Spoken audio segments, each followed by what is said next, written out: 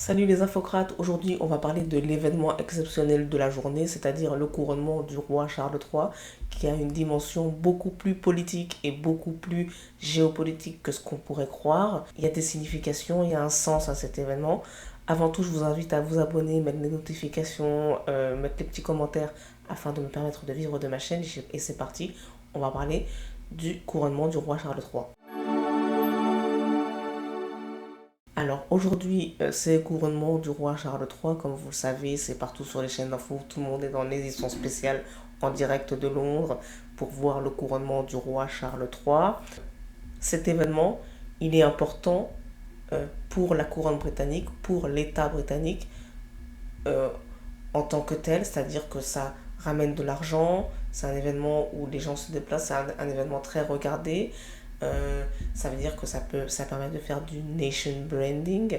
Le nation branding, c'est la promotion d'un pays ou d'un État à travers plusieurs initiatives, donc notamment à travers la production d'images, la production d'événements, la vente d'un certain nombre d'objets avec le drapeau dessus.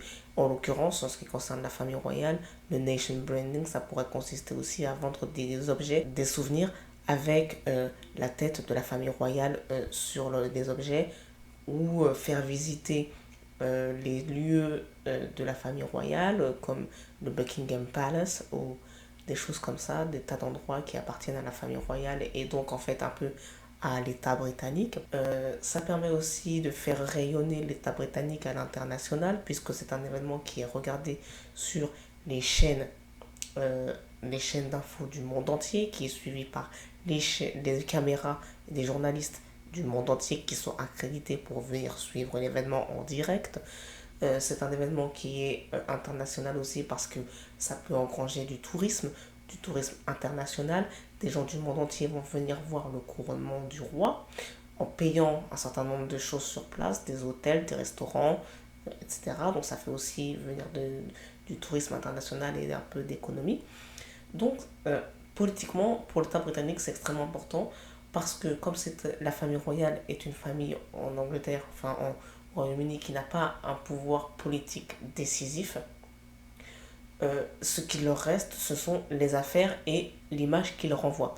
Et l'image qu'ils renvoient, si elle est mauvaise, ça peut avoir des répercussions sur euh, le pays. Les gens peuvent en vouloir à la famille royale d'avoir une mauvaise image.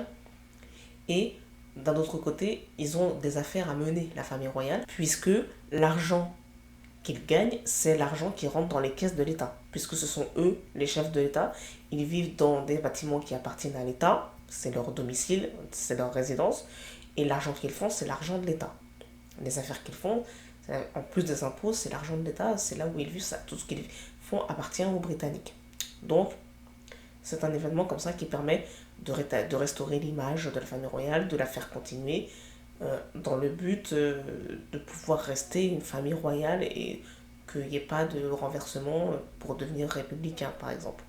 Bon, ceci étant dit, euh, le couronnement de Charles, du roi Charles, arrive quand même dans un contexte qui est plutôt défavorable à l'Occident en général et donc à la couronne britannique en particulier en général pour les mêmes raisons globalement, c'est-à-dire que nous vivons une période où l'Occident perd son influence. Nous vivons une période où l'Occident est fortement contesté par le reste du monde et il se trouve que le reste du monde se trouve en grande partie être des anciennes colonies des pays européens qui ont obtenu des indépendances au cours du XXe siècle. La quasi-totalité du globe aujourd'hui est composée d'anciennes colonies européennes qui ont eu leur indépendance dans la deuxième moitié du XXe. Donc ça veut dire qu'aujourd'hui, on va avoir des revendications qui font que l'Occident est en perte de vitesse. Et ça se voit sur, en particulier, la couronne royale de la Grande-Bretagne. Pourquoi? Parce qu'aujourd'hui, on commence à dire, oui, mais le faste de la couronne, comment ont-ils obtenu le faste de la couronne et du protocole et l'apparat, les matières premières qui leur permettent de fabriquer leurs vêtements en peau d'animaux, ou l'or qu'ils obtiennent, ou les diamants pour fabriquer leurs couronnes, où l'ont-ils obtenu? Dans les colonies. le thé qu'ils boivent, qu'ils achètent très cher, qu'ils revendent chez eux très cher, où l'ont-ils obtenu? Dans les colonies. Et ça veut dire on est maintenant en face d'une couronne royale, donc en ce qui concerne les Britanniques, qui est contestée par les anciens pays de colonies, donc en Afrique, en Inde, aux États-Unis, au Canada. Ce sont des gens en Australie qui sont contestés par les populations locales, dans les endroits où il y avait des colonies qui appartenaient à la couronne britannique. D'ailleurs, la Grande-Bretagne qui avait construit un empire qu'ils ont appelé le Commonwealth et avait gardé une certaine forme d'empire jusqu'à aujourd'hui. Le Commonwealth restait encore, il y avait encore des États dans le monde dont le chef de l'État c'était la couronne britannique et qui avait des premiers ministres qui étaient indépendants mais dont le chef de l'État restait la couronne. Ce sont aujourd'hui des pays qui contestent le fait d'appartenir au Commonwealth. Ce sont des États qui réclament leur indépendance vis-à-vis du Commonwealth. Ce sont des États qui demandent à sortir du Commonwealth et à ne plus avoir la couronne en tant que chef de l'État. Et ce sont des demandes qui ont eu lieu une fois que la reine est morte. Et ça veut dire que le roi Charles, qui est aujourd'hui roi, va devoir gérer, comme ça, cette fin d'empire qui lui tombe dessus. Et tous les dinosaures du XXe siècle ont disparu maintenant, donc avec la mort d'Élisabeth. Et Charles, maintenant, il est en train de gérer le retour, de gérer la fin de règne, la fin d'empire, de l'empire britannique. Donc c'est un contexte politique extrêmement compliqué pour l'Europe, pour l'Occident et pour la couronne britannique en particulier. Mais ce que vit Charles III n'est pas propre au Royaume-Uni, c'est une contestation globale de l'Occident, donc ça veut dire l'Europe de l'Ouest et les États-Unis en particulier. Tous les pays européens d'Europe de l'Ouest et des États-Unis sont contestés par les anciennes colonies africaines, par les anciennes colonies latino-américaines, pour des raisons qui sont très proches, différentes à chacun parce qu'il y a des contextes historiques, mais c'est les mêmes contestations pour tout le monde, en plus de la contestation du capitalisme et du globalisme en général, la contestation de l'empire, du mondialisme, etc. etc. Donc, c'est le roi Charles arrive ici dans une période où en fait il doit gérer la vente des biens de la couronne, en gros. On en est à là. Il doit gérer en plus sa mère est morte après 70 ans de règne, et ça a été donc un des règnes les plus longs de la couronne britannique.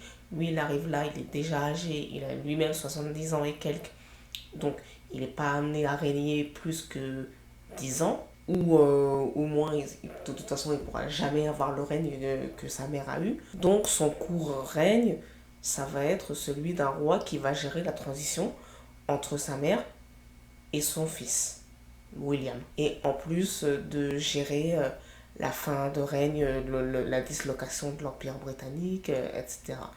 Et la contestation, et probablement aussi les contestations intérieures au Royaume-Uni, c'est-à-dire que maintenant nous vivons une crise économique qui est, qui atteint toute l'Europe avec l'inflation, les grèves, le chômage, le travail qui va pas bien en Grande-Bretagne.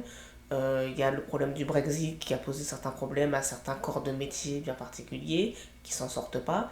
Donc on gère l'après-Brexit, on gère l'inflation due à la guerre en Ukraine, on gère la crise du travail en général, les grèves, on gère la pauvreté, la précarisation du monde du travail. Il y a une crise économique, une crise sociale, une crise politique mondiale, une crise géopolitique, et euh, le roi Charles III prend le pouvoir dans ce contexte-là, et il ne faut pas l'oublier, il ne faut pas juste être impressionné par le faste de la fête qui va avoir lieu aujourd'hui et qu'on va voir avec les costumes, etc. C'est un peu les clochards célestes, si vous voulez, c'est-à-dire que c'est les derniers moments de faste d'un empire qui s'écroule, quoi. C'est ce que vous regardez quand vous regardez le couronnement du roi Charles III. En plus, il y a beaucoup de gens qui ont été invités qui seront absents. Il y a des gens, des Chinois, le chef de l'État chinois qui a été invité qui n'est pas venu. Donc ça veut dire que il y a dans ce fait de ne pas venir, il y a une forme de contestation, ça veut dire qu'il y a une forme de détachement, une forme d'obligation qui n'est plus là. Les gens ne se sentent plus obligés de venir par respect ou quoi. Il y a plus le respect que la déférence que les Occidentaux pensent mériter. Donc voilà, on va voir comment Charles III gérera les prochaines années de son règne. On va voir comment William va prendre le pouvoir et comment il va gérer lui-même. Il y a aussi cette histoire de Harry et Meghan qui a quand même... Cette histoire a descendu la famille royale d'une puissance pas possible parce que on révèle les secrets, comme ça on révèle les secrets au grand jour, on écrit des livres, on en tire de l'argent, on tire de l'argent sur l'histoire de la famille royale, on fait des documentaires Netflix, on fait des livres, on vend la famille royale, on vend les histoires de famille. Et là, ça devient vraiment limite, à la limite du glauque. Parce que autant on est friand d'informations, on va pas se mentir, on est toujours friand d'informations, mais la manière dont ça a été fait, c'est-à-dire vendu par la propre famille royale, c'est-à-dire Harry et Meghan, aux tabloïds, vendu aux maisons d'édition par les livres, vendu aux plateformes de streaming par des documentaires où il s'agit de pleurer pour dire qu'on est victime, faire des interviews pour payer et rémunérer pour pouvoir déballer sur la famille royale. Euh, bon, ça décrédibilise encore plus la famille royale, ça atteint leur image vraiment gravement. Donc voilà, on va voir comment l'Empire britannique va se tenir pendant les prochaines années, comment ils vont sortir de la crise, etc. Mais il est clair que c'est un roi qui est couronné dans une période difficile pour le pays. Voilà, c'est la fin de ce numéro, c'est la fin de cet édito et je vous dis à bientôt pour une prochaine vidéo. Au revoir.